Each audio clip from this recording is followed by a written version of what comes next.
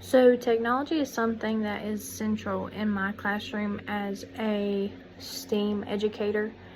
There are several different aspects of technology that I use throughout the school year and that the students take time to actually use to complete some of their work on.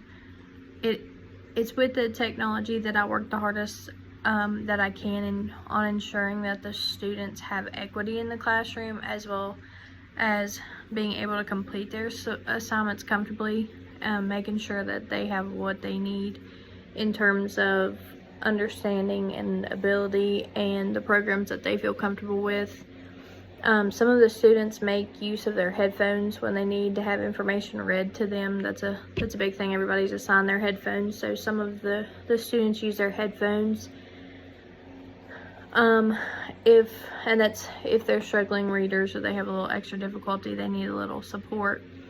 Another example are the programs that have built-in differentiation based on student performance and ability. There are some cases, like with programs such as iExcel, that I can go in and choose what topics that they need to cover, and it'll just adjust the skill level accordingly to start from where the student is at, like where they're at. So in terms of if they're on a lower level, it will knock them down. It'll kind of assess and say, okay, well, you're not here yet, but we can bump you down, and we'll go from there.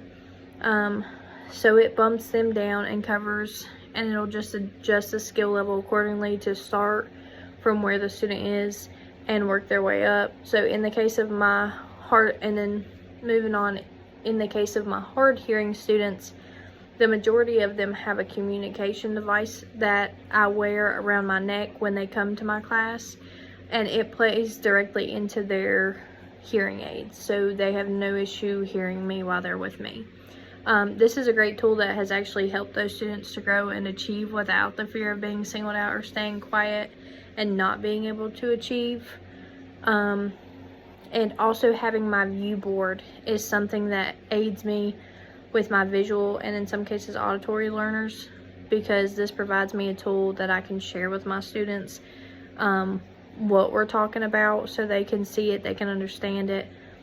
And it makes it to where I can adjust and make changes, and the kids aren't totally confused if we change something or discuss something being done, something happening. They can see it and visualize, or if they have trouble visualizing by being told something, they have the chance to say, okay, I see what it's doing.